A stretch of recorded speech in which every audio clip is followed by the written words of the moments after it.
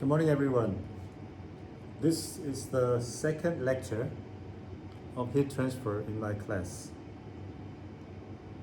In the middle of a very cold winter, when the temperature is very low, you guys will probably feel extremely cold because you lose the heat from your body to the environment because of whatever reason we have. And today, actually, on the way to school, the temperature was 11.5 degrees Celsius. So it's getting warmer and warmer. Yet I felt cold. Why? Because there was a very strong wind blowing around me. So wind is another factor that makes you feel cold. Well, so you feel cold and then you get close to the heater. Some heaters, don't even produce the wind or a hot temperature when you put the your hands on the heater. Yet you feel warm if you get close to the heater because the heat will somehow come out of the heater and then directly come to you. So in this little story, I used some kind of a concepts in physics.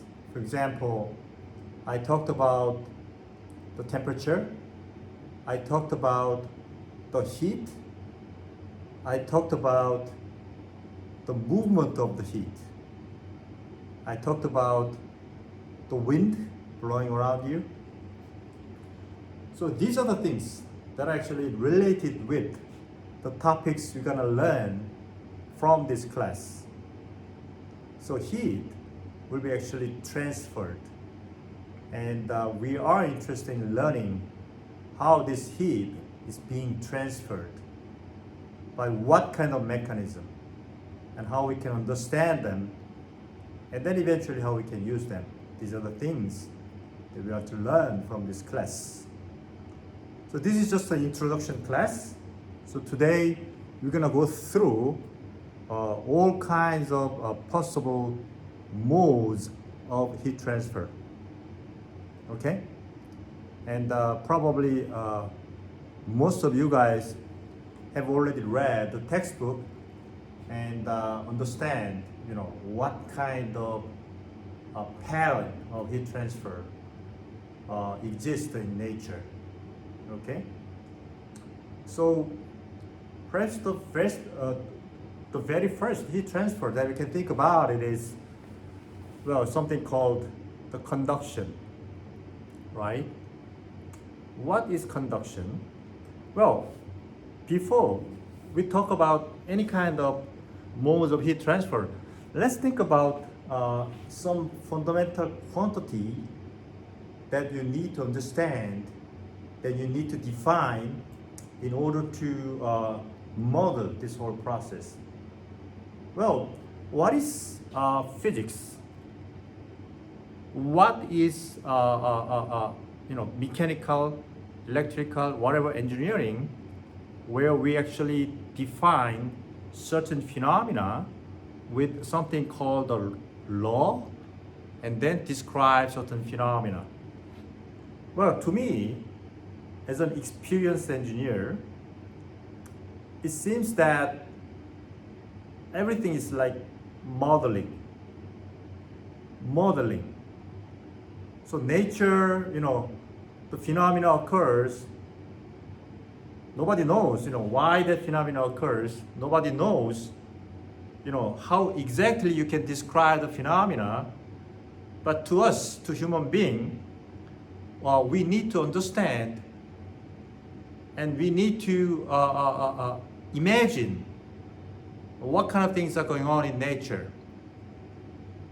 And the best way of describing such process is called modeling. Well, what is the Newton's second law? F equals to ma. Well, the force equals to mass times acceleration. This is the inspiration that Newton gave us. Why not m times a squared? Why not m times a to the cubic? Well, everything depends upon the definition. Newton was so genius, such a genius. He was so bright, and he perceived the phenomena of acceleration and mass and the relationship with the force. And the way he defined the force just happened to be the larger the mass, the larger the force. And the way he defined the acceleration is some kind of physical quantity that is actually proportional to the force and inversely proportional to the mass. So this second law of Newton, F equals to ma, actually depends upon the definition. Everything's about definition. The definition, exact definition of acceleration made everything beautiful. Not a to the square, not a to the cubic. Because you define a acceleration in such an accurate way of perceiving the nature. That is important. Well, so the first quantity, we have to define in this class is temperature, right? I mentioned that, when the temperature is low, you feel cold. Well, the temperature is low, where the temperature is high and temperature is low, you read the book already, right? You read the textbook. Heat is supposed to flow from high temperature area to low temperature location. So what is temperature? Well, soon you'll find out that I will start asking questions to you guys.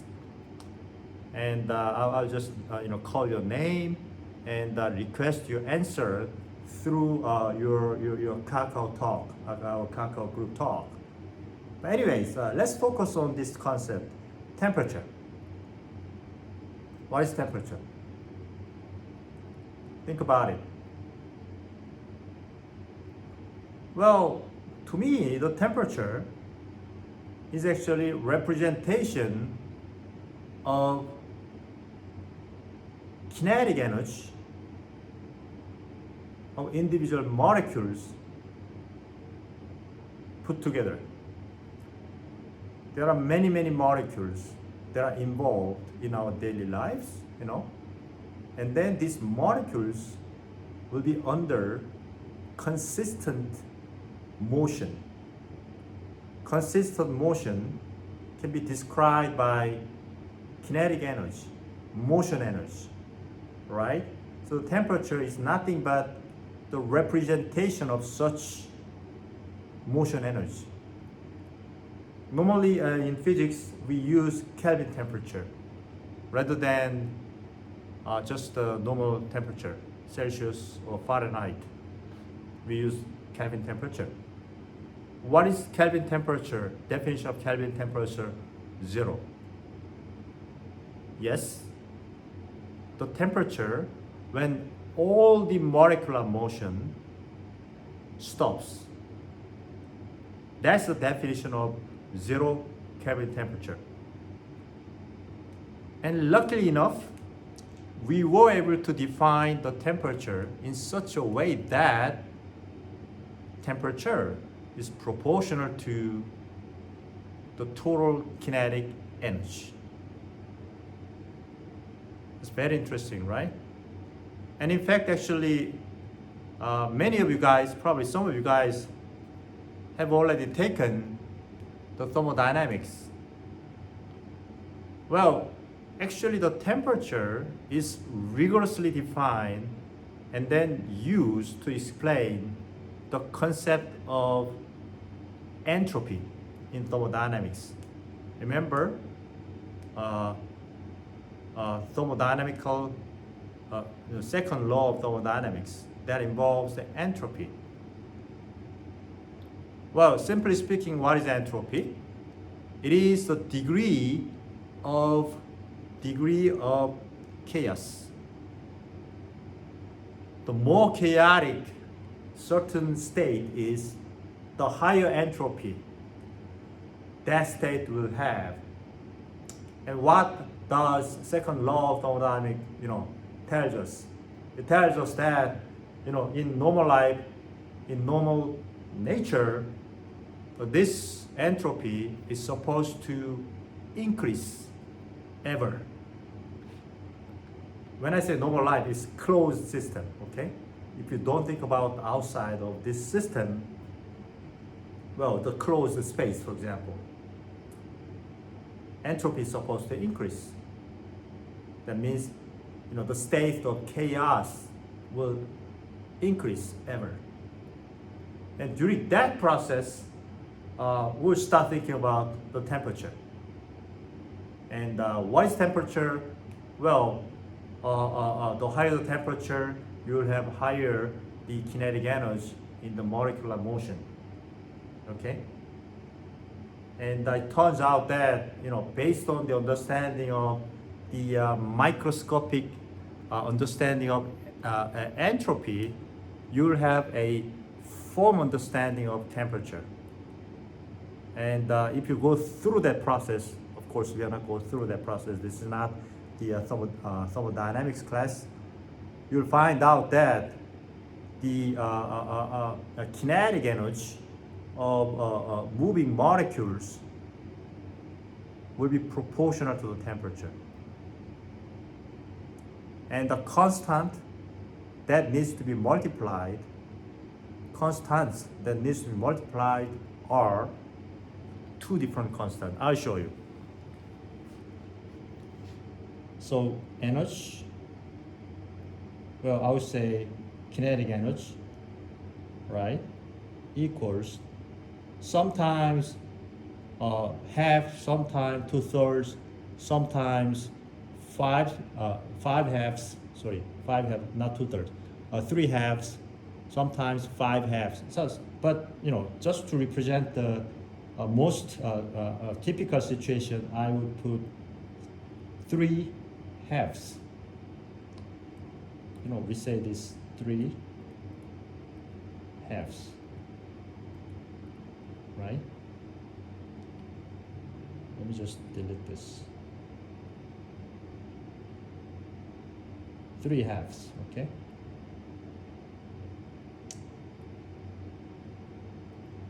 Times something called KB and the temperature. So we are lucky. The energy, the kinetic energy, well, so this is exactly the same as 1/2 times mass of a molecule times velocity of molecule squared. Exactly the kinetic energy that you know from the dynamics class, But what's interesting is this kinetic energy is exactly proportional to the temperature. In the same way, the force is exactly proportional to the acceleration.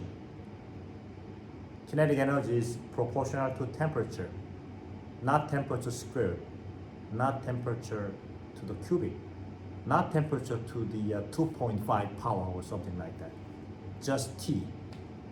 What a lucky situation, what a lucky definition. Again, this occurred because in the second law of thermodynamics, people define temperature in such a way that we can describe the entropy accurately using the concept of temperature.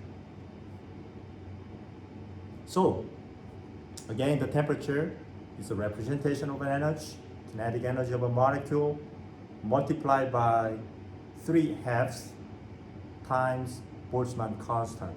Well, by the way, what is Boltzmann constant? Everybody knows it probably from your study in physics, college physics. KB equals to, if I remember correctly, something like 1.381. Correct me if I'm wrong. Times 10 to the minus 23rd. 23rd is normally related with Avogadro's number, right? And 23rd times what? So what is the unit? Well, look, this is a unit. This is energy. Energy is represented by joule, right? Named after a French scientist, Joule. And temperature, Kelvin temperature. Degree Kelvin, named after famous English scientist Kelvin. So this is actually joule per Kelvin. What a nice definition, right? What a nice definition of a constant. So again, let me remind you, in heat transfer, we're gonna deal with the temperature, and the temperature is nothing but the quantity that is directly proportional to the kinetic energy of a molecule. And then now we can think about how does kinetic energy is show itself in terms of the familiar quantity that we are going to deal with in this class. And that familiar quantity is nothing but the heat. Yes. So what is the heat? In fact, we don't say the heat. We say that this particular state will have heat energy. Okay? Heat energy. So again, what is the heat energy? Well, same thing, same as kinetic energy. But all the way before that, what is energy? Energy is some kind of potential quantity that can do the work according to the first law of thermodynamics. Energy is work, work is energy. If you have energy, you can do the work.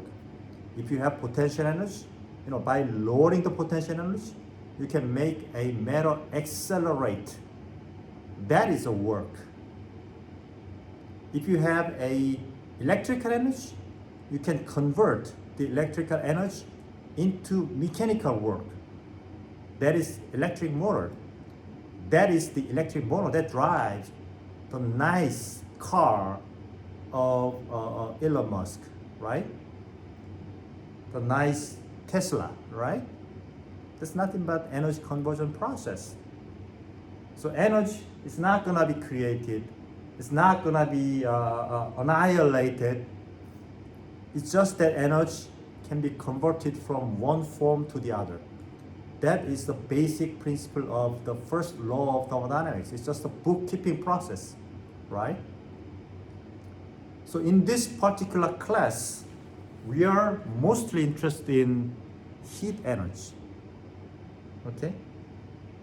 So again, what is heat energy? It's nothing but the representation of kinetic energy of moving molecules. In other words, it's the average, total average of total kinetic energy of molecules in a certain system, certain collection of matters. So the more the heat energy you have, the higher the kinetic energy of molecules that are moving around. Okay? So please bear this in mind. We are talking about heat energy. What is heat transfer?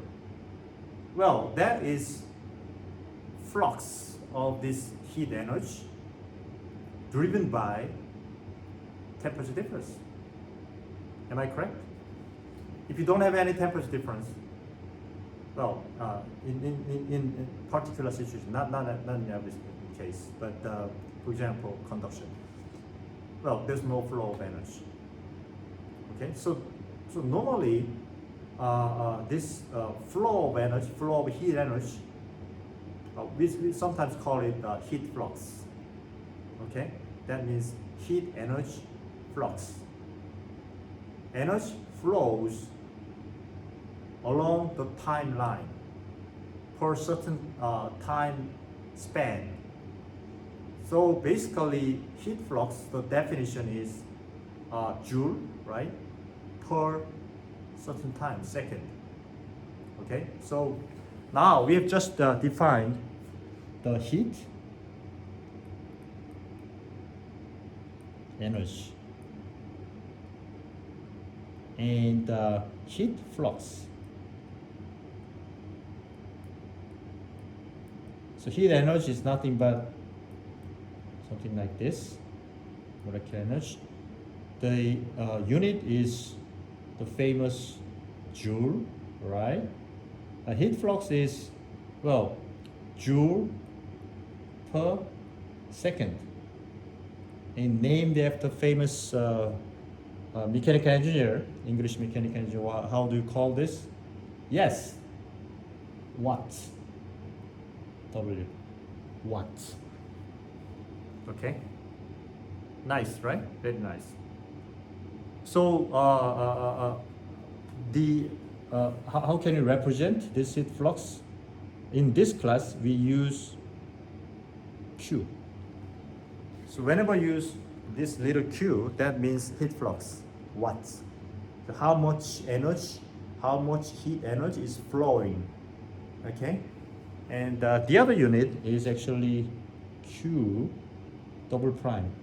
In our this particular textbook, whenever you use double prime, that means per area, per unit area, 1 meter by 1 meter.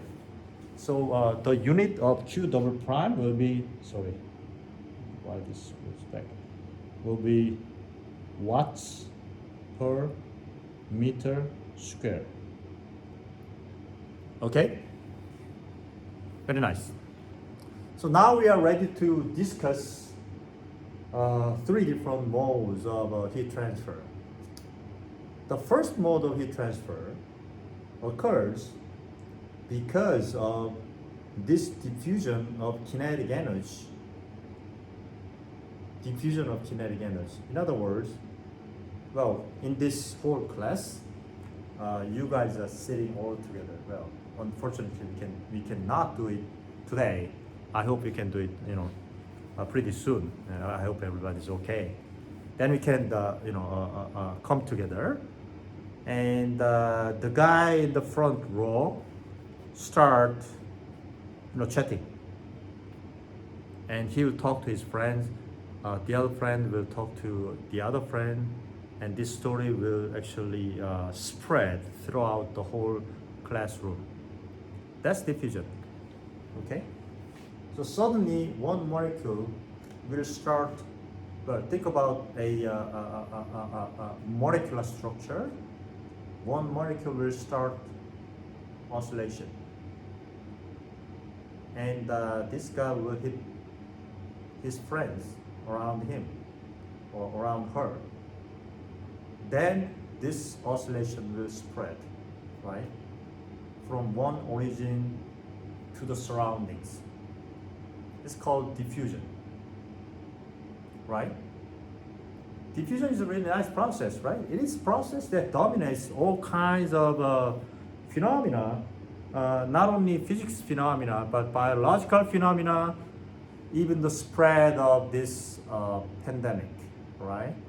The coronavirus from your nose, from your breath will diffuse throughout the air.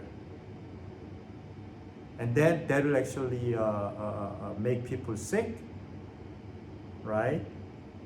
And such kind of infection itself will diffuse from one person to the other.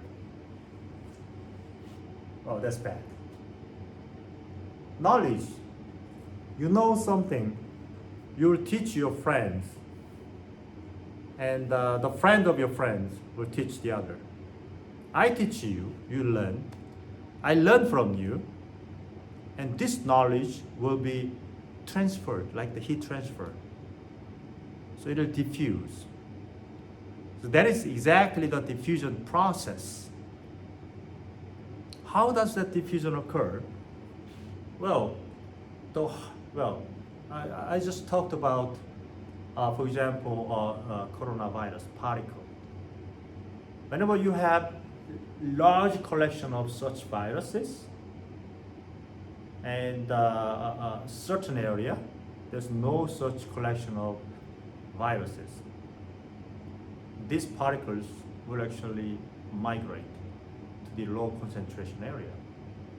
So this diffusion process is dominated by the concentration of matter or physics or knowledge or whatever it has, right? In a certain area of Earth, certain people will keep certain knowledge more than the other people.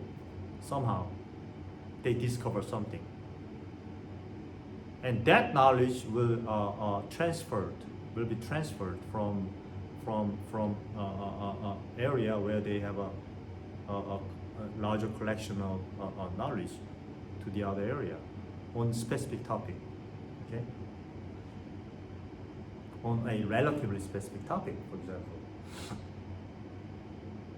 So yes, the diffusion occurs driven by the concentration difference. And you know what such law is called? It's Fick's first law. Fick's first law of diffusion. Fick's law.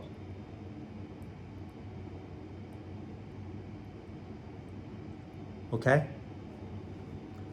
So in this heat transfer class, the most fundamental and important law you need to think about is actually Fick's first law. Well, I certainly talked about the particle. But before that, I talked about the diffusion of story, the diffusion of knowledge. So it's not just the particle that are the particle transfer that are actually dominated by this law. But this is universal law that can be even applied to diffusion of energy. Excuse me. Diffusion of heat transfer. Well, at the end of the day, we'll discuss the similarity between this energy and the particle. Particle is a matter, energy is a wave. Wave, matter, duality. That's the basis of quantum mechanics, right? So I would be happy if I have more chances to discuss that later. So well, everything diffuses, particle diffuses, knowledge diffuses, energy diffuses. How? Look, for example, I brought this beautiful molecular structure. You know what this is? This is actually a crystal model of diamond. Diamond, right? Expensive, very nice. More than anything else, it has very good industrial applications. You see, very nice and elegant structure of molecule. Depending upon where you are looking at, you see totally different pictures. And one single part of this, if I just take out, shows how this diamond look like.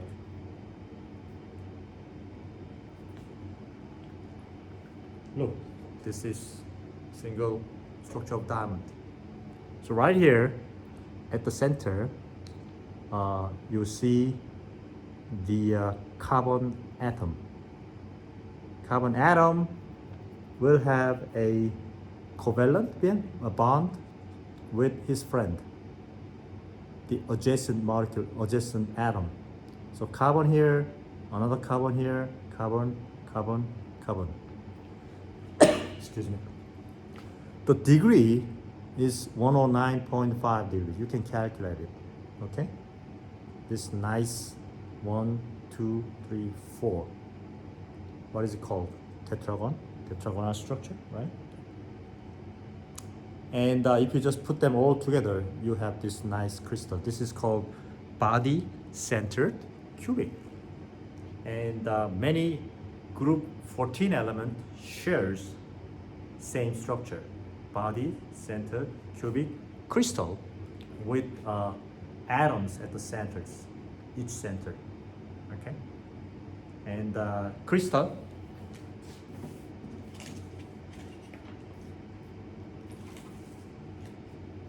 silicon wafer shares the same structure with a diamond. It's a body, center, cubic. So in other words, this wafer I have on my hand has diamond structure. The difference is that the atom at the center of this lattice is silicon, not carbon. So if you exchange this lattice atom with carbon, I'm holding a huge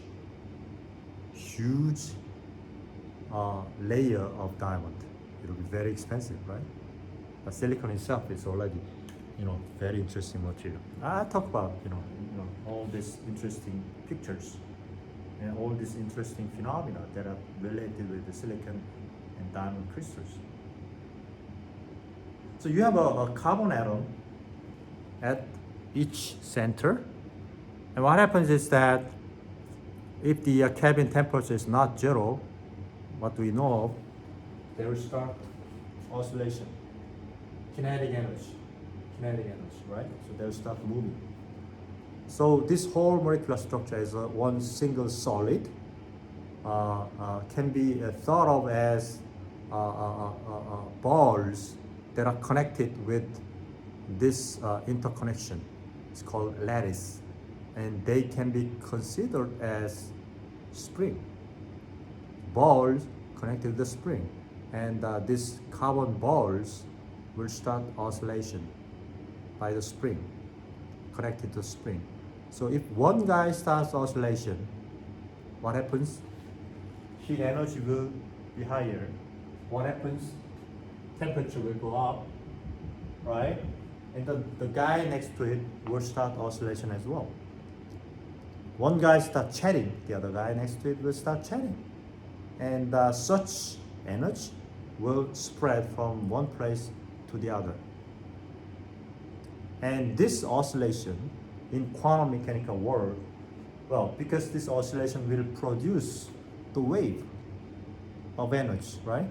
So this oscillation in quantum mechanical world is called phonon. I don't know if you heard about it. Phonon. Why phonon? Because Einstein thought about the light energy, optical energy, as a particle. So he used a very special word, photon. So phonon is equivalent concept of photon. Well, light is a wave, wave is a particle. And Einstein used the concept of phonon to explain it. So we think about such concept later on. Excuse me. And here, when you use phonon, we think about such oscillation by the energy as a particle.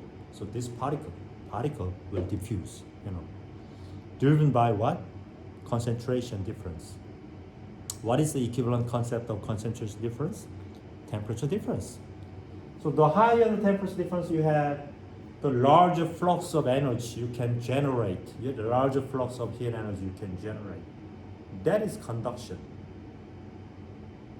So people just want to describe this phenomena with minimum set of equation. How can you describe it minimally?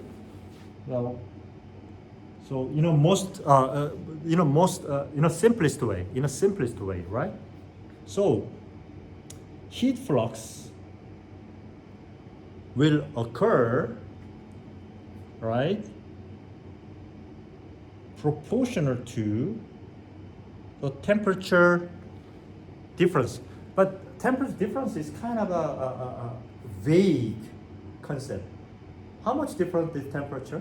Yes, the higher the temperature difference you have, the higher the temperature difference, but well, if temperature 100 meters away is 100 degrees Celsius, and here is 0 degrees Celsius, is that a lot of temperature difference? You boil the water, but 100 meters away. Can you feel it? Not really, right? But you have a heater, right? Right next to it, right next to your face. You'll feel very hot, right? Because it's very close. So when you say the temperature difference, you need to think about along how much distance difference.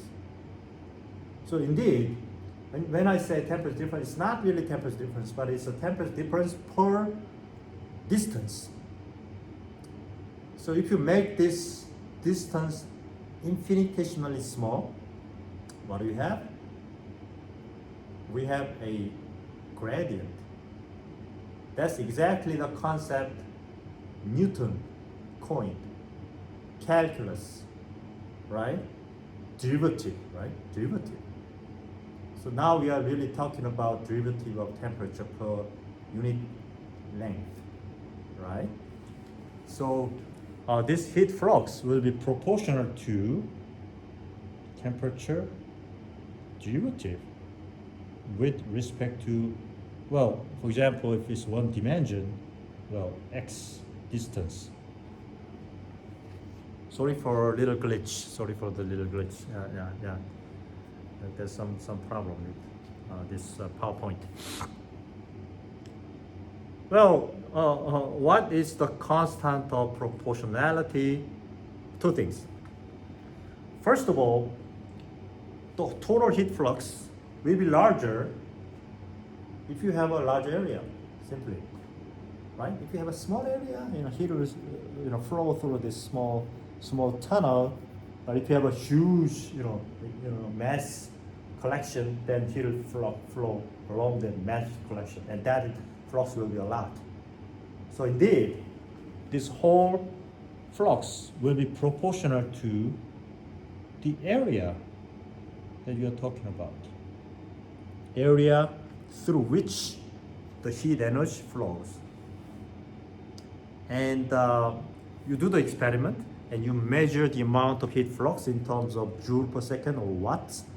And then you measure the temperature, you measure the area in terms of a meter scale, and you match them together. And how can you do that? You need to find out the constant of proportionality. Well, the constant of proportionality depends upon what kind of material we are talking about. Some material like the plastics, right? Even though temperature difference or temperature gradient is large, you don't really feel the heat. In that case, we call it insulator, right? Insulator, thermal insulator. And some kind of material like metal, you feel the heat right away because it can be transferred very easily because metals will have free electrons. It is free electrons that carry the heat. So anyways, we'll talk about the details later on. So it really depends upon the material, how much heat can be delivered by this gradient of temperature, right? So the constant of proportionality is called heat conductance or heat transfer coefficient, conduction coefficient, K. Okay, I believe they use K, in your textbook. And there's one more thing that you need to think about. Well, if you have a location where the temperature is high, not heat, the temperature is high, and the other location where the temperature is low, the heat will flow from high temperature, for example, to low temperature area, right? And the direction of heat flow is this direction. So let's assume that coordinate will increase in this direction because there's a heat flux direction, positive heat flux in other words. What is the gradient? Well, here temperature is high, temperature is low, so gradient is negative, right? So in order to make it positive, because heat is flowing positive direction, you need to put minus sign here. Just because heat flows from high temperature to low temperature, right? So you need to consider this all. So indeed, this is called heat conduction equation, or if I remember correctly, it's a Fourier equation. I'll tell you a lot of intriguing, a lot of fascinating story about Fourier. Okay, he's a really interesting man, interesting genius, interesting politician. You know, but I'll talk about him later. Anyways, this is called conduction equation, sometimes Fourier equation. Very nice, right? Very nice.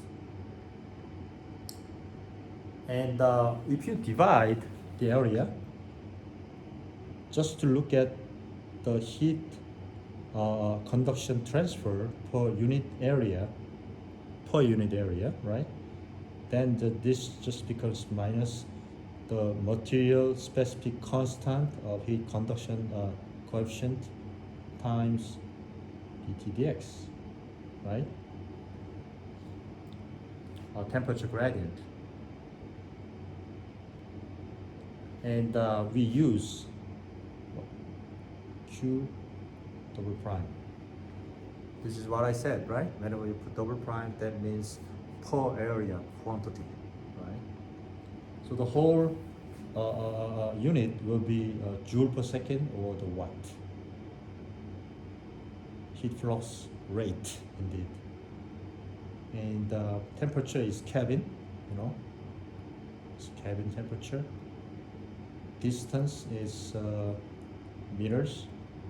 So the unit of K will be watt per, what is it? Watt per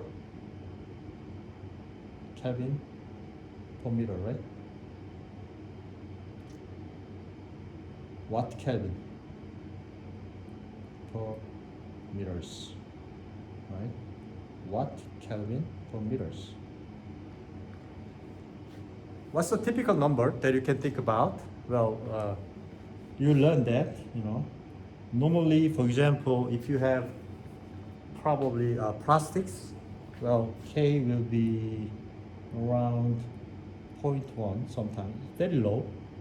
Watt Kelvin per meters. Plus, insulators probably.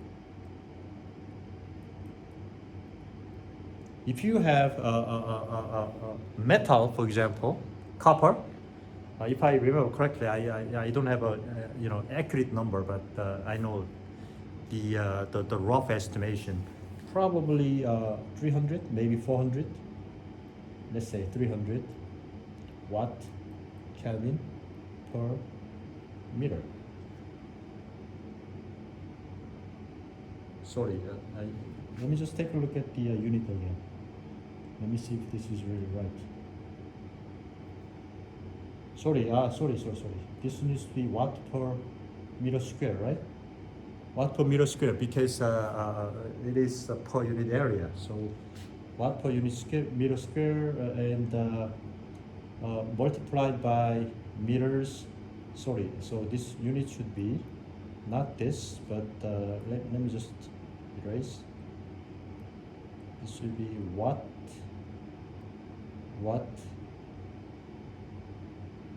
per meter square divided by, so multiply by, divided by meters, right? Kelvin meters, sorry. Now we are correct. Please check this out. Meter, Kelvin meter, whatever.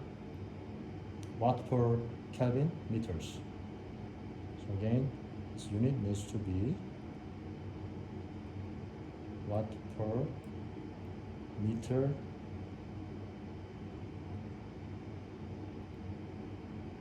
Kelvin. You know how I discovered this mistake? Don't remember. I don't remember anything. Okay, just understand.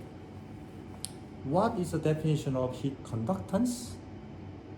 or heat conduction coefficient, K.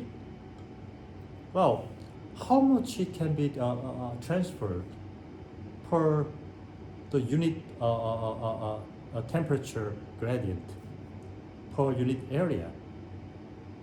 So the higher this number you have, that will means that the more heat transfer will occur for the same amount of temperature difference. That's where Kelvin comes into picture, right? Same amount of Kelvin. But the longer the distance you have, the lower this number will be. So you need to divide everything by the distance. That is right here. Okay? So when I wrote the wrong unit, watt meter per Kelvin, I suddenly feel strange. Well, if you multiply by longer distance, you have more heat transfer? That doesn't really make sense. That's how I arrived at this conclusion. I made something wrong. I did something wrong. This is correction process, really. Okay? But this is what I exactly talked about at the beginning, at the last lecture. Where you learn the equation, you learn the concept. What's really important is that your perception of physics, right? If you understand the physics correctly, then you will actually come up with accurate description in terms of equation, mathematical expressions. Then if you solve such accurate mathematical expression, you arrive at a correct answer. You know what I'm saying? That's why it is very important to have a good understanding of physics and higher level inference skill. And higher level inference skill really means that not simple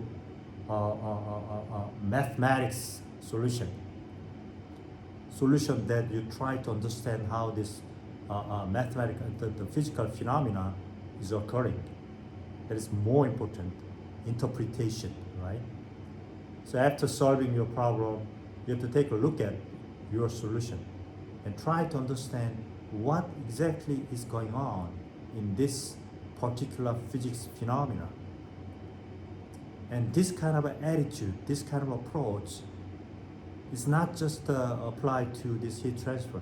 It will be applied to all over your study, all over your research, all of your lifelong career, not even in physics, but in any kind of scientific area, even political science,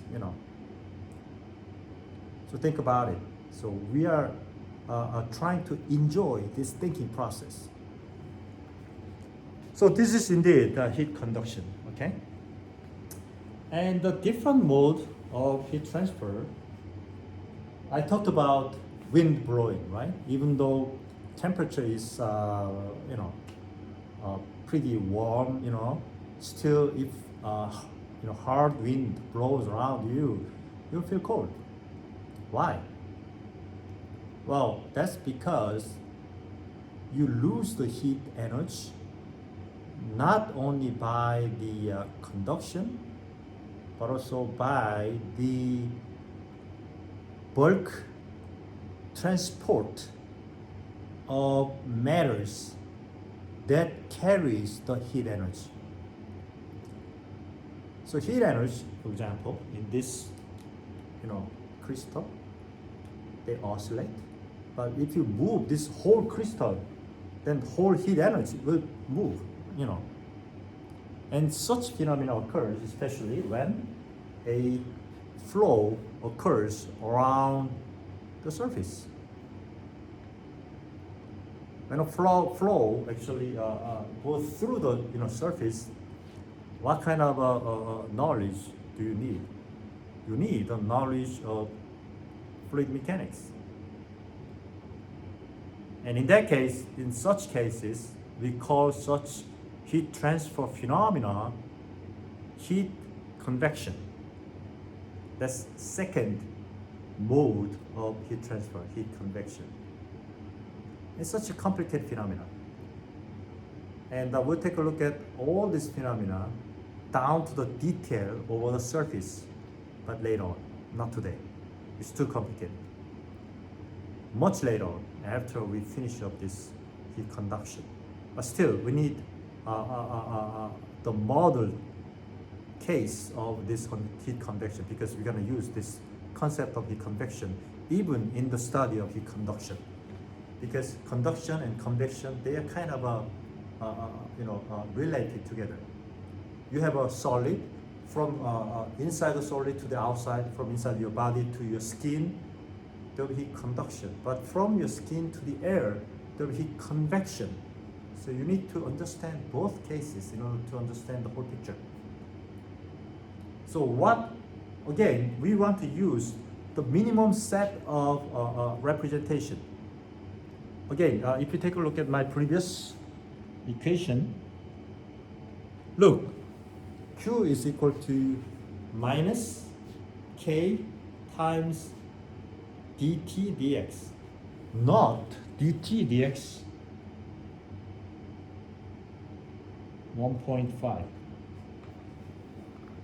Ridiculous, right? If you use 1.5, so complicated.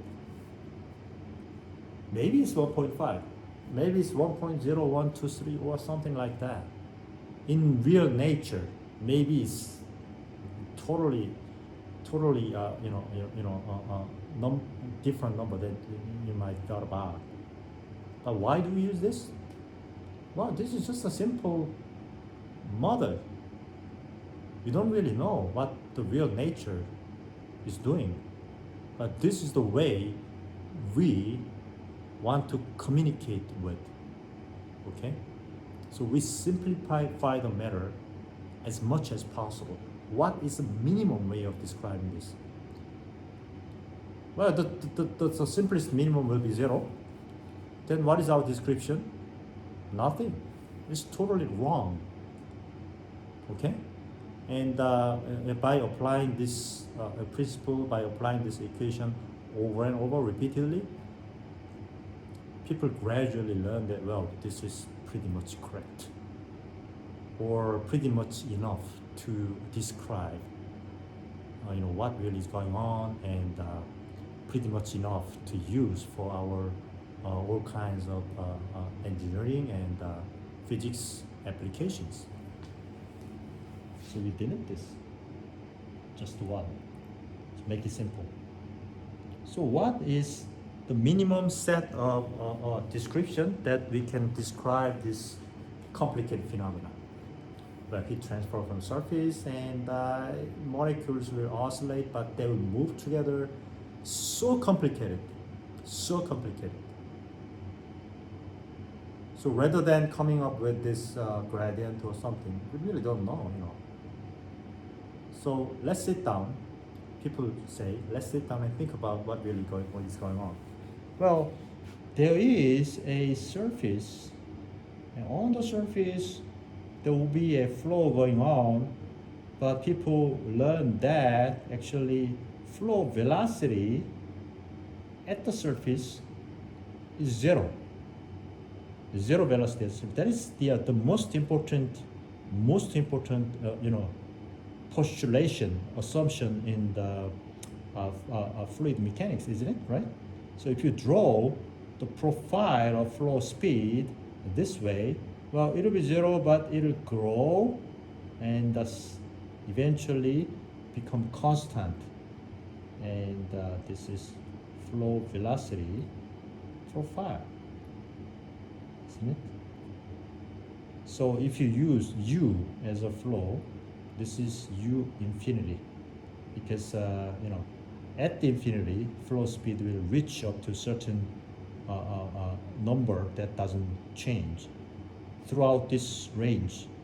Maybe 99% of the U infinity, maybe 98% of U infinity, whatever you define, the flow speed will change.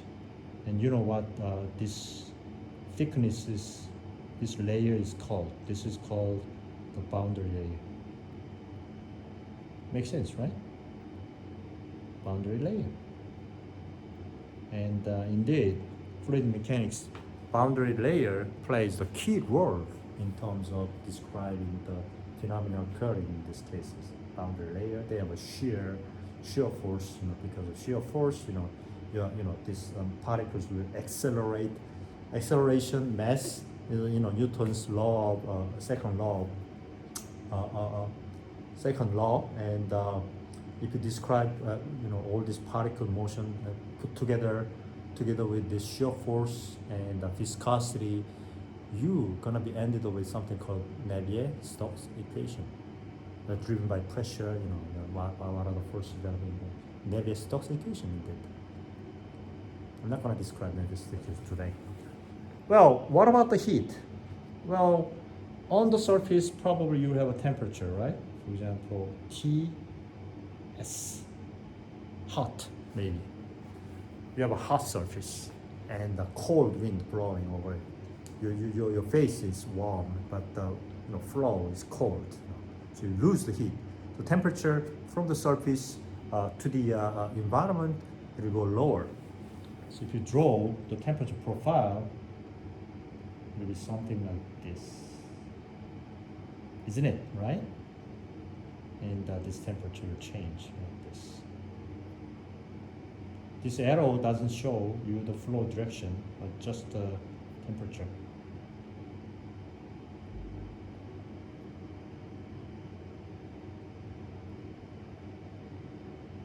And the temperature reaches to external temperature, T infinity. Well, we can talk about maybe thermal boundary layer. I intentionally try to show that this boundary layer, flow boundary layer, and then thermal boundary layer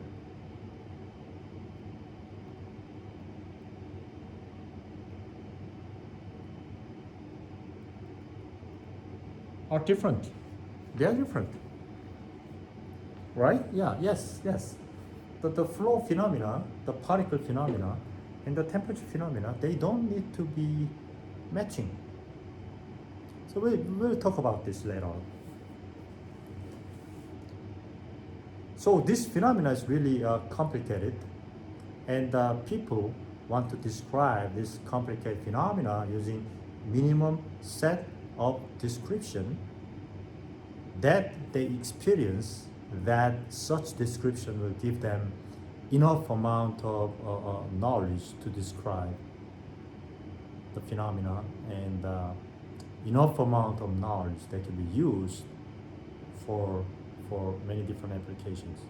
So what is such the description? Heat convection equation. So again, we just normalize everything by the area. Q double prime.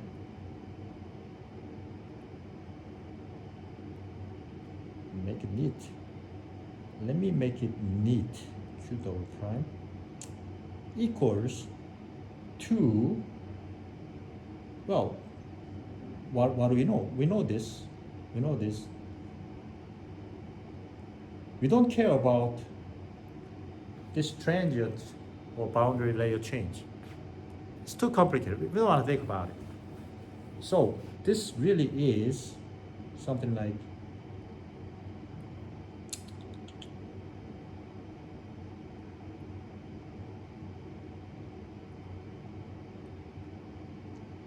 Ts minus T infinity to the 1/2. Not really, that's too complicated. Let's not think about it. So let's just make it 1. Oh, sorry. So if you just make it 1,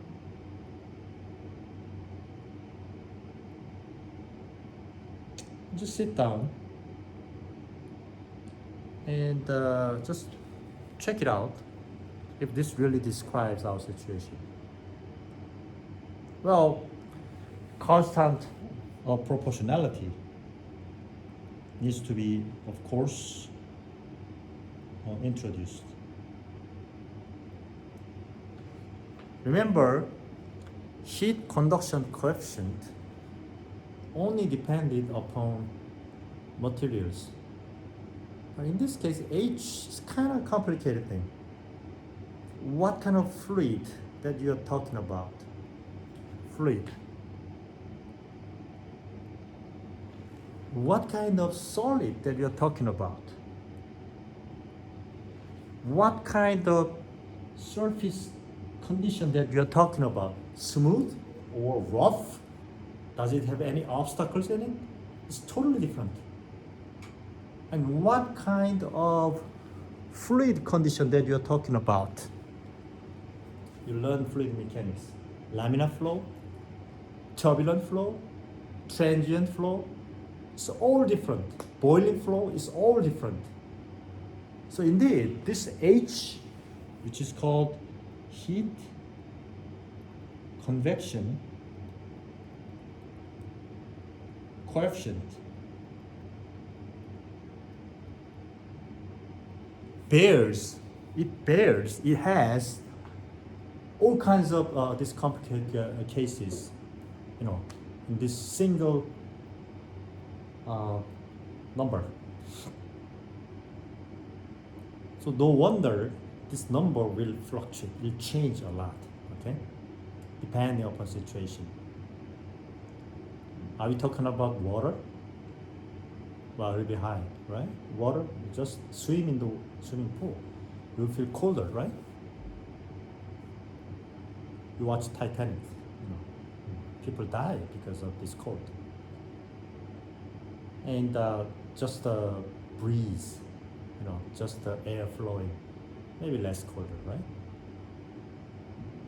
So let's try some numbers. Where's my textbook? It's right here.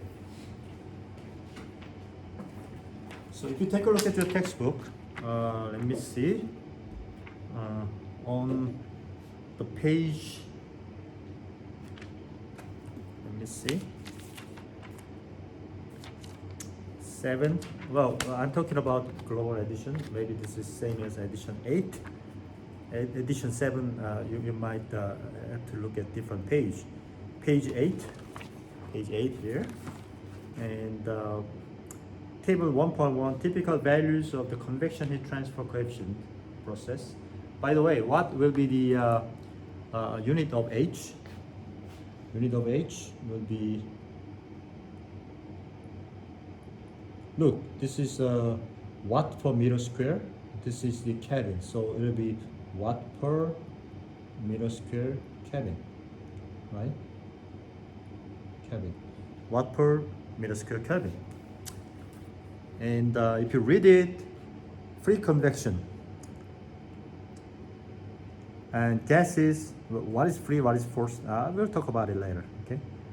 Gases and liquid, forced convection. Let's just take a look at forced convection. Forced convection is like, flow driven by the force, by pressure, and by force, right? Gases, 25 to 250, 10 times different, okay? Depending on what kind of gases, depending on what kind of surface you have. Liquids, 100 to 20,000. So obviously the liquid heat convection coefficient is higher, right? As I said, the water it takes more heat from you.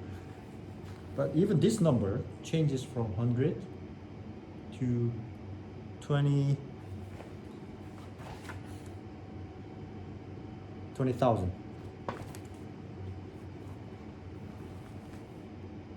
20,000.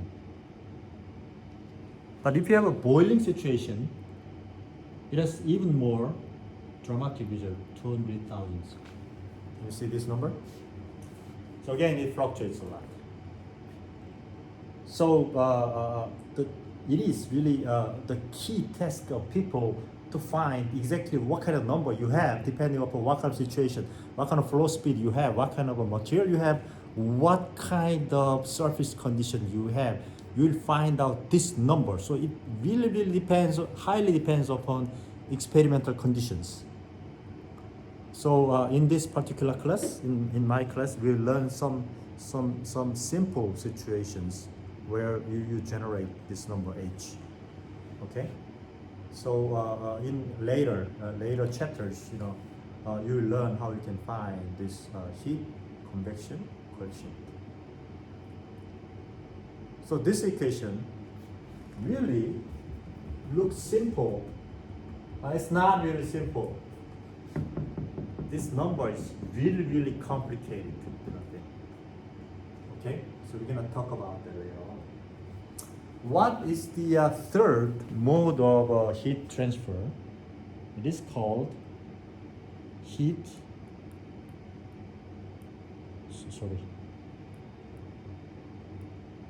conduction, convection, and finally radiation. Somehow, I say somehow because we have to learn. People learn that this heat transfer occurs without any medium. Well, heat conduction, we need the material. Heat convection, we need the material and the transport of material. But heat radiation, you don't really need such medium. You just need to look at a ray, and this heat is transferred through light. What is light? It's nothing but electromagnetic wave. So if you take a look at a glowing fire, yes, there will be conduction through the air because air is a medium. Yes, there will be convection through the air because air flows. However, even without air, even without the flow, you will still feel warm because the glowing spot will transmit the heat directly to your face through electromagnetic wave. That's quantum mechanical phenomenon. And people realize that such heat transfer, if I'm correct, just take a look at, will be proportional to, for example, proportional to the temperature of the source itself to the fourth power, and the constant of this proportionality is called Stefan-Boltzmann constant. Stefan-Boltzmann constant, that is sigma. Okay? However, people realize that it really depends upon the particular characteristic of a body that we are talking about. And in this case, the maximum heat that can be transmitted through this radiation occurs by something called black body. So people use B. This is maximum. Any other object, any other matter will have less amount of heat radiation. Why black body? That has a maximum heat radiation property? Because black body by definition is really black, so dark that it absorbs all kinds of light around it. There's no reflection. What is the opposite case? Mirror. There's only reflection. So think about it here. Because of the electromagnetic wave generated by the wave, heat will actually escape. Well, if you have a totally reflective surface, instead of this escape, everything that you feel from here is by the bouncing back of this electromagnetic wave. So in this case, the heat actually generated from this body is no contribution in terms of radiation. What you're looking is just you're looking from a mirror, ray, mirror,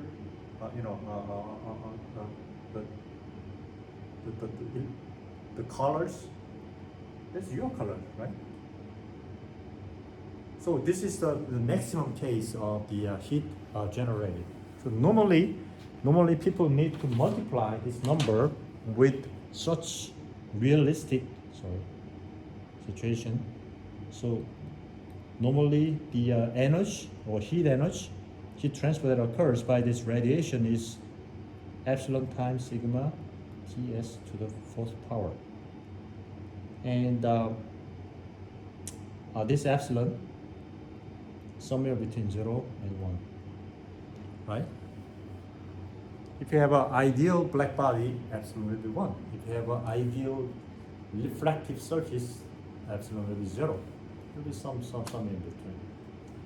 And also, this is from the black body, your body to the outside. But the outside to your body is called irradiation. You are receiving the irradiation. So in that case, again, the irradiation case, E will be the energy that will be described will be Stefan Boltzmann constant. Sorry, what is it called? Irradiation constant alpha. And we call this alpha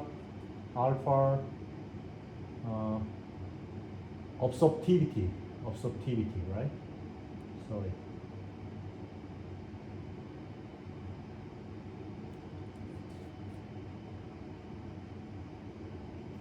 Absorptivity, right? Anyways, sorry. And alpha times Stefan Boltzmann constant times, in this case, surrounding temperature to the fourth power. Like exactly like our radiation. Why fourth power? Don't ask me now, okay? I'm going to explain later on. Everybody will have a chance to understand why it's really fourth power, why it's not 1 in this case, right? It's very interesting.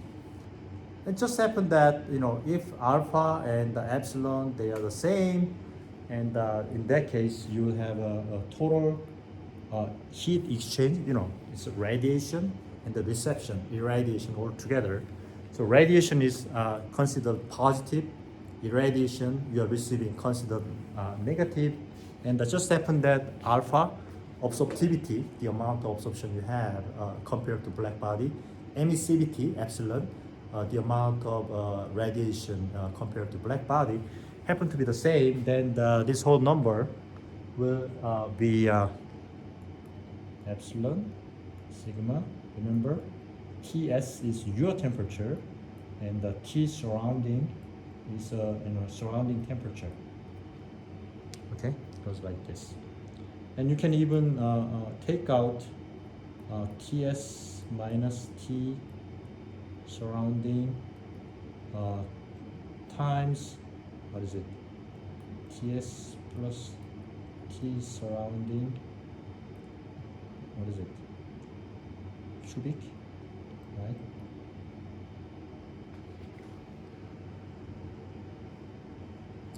Times Ts plus T surrounding. So this equation becomes like this. Then you can think about this whole situation as just the temperature difference times all other things. And the situation looks pretty much similar to convection case, right? I guess time's up now, and we can call it a day, and I can stop here. So next time when you come to the class, please read section 2, chapter 2, Introduction to Conduction, section 2. Let me see.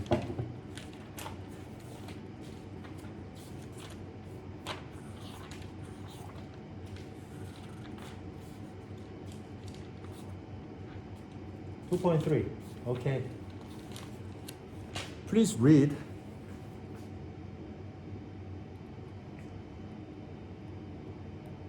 Section 2.1 to 2.3, and you come to the class next Tuesday. And there will be a quiz. Make sure that there will be a quiz, okay? And Thank you for listening to my lecture, and keep safe, and have a wonderful weekend. Okay, I'll see you guys later. Thank you.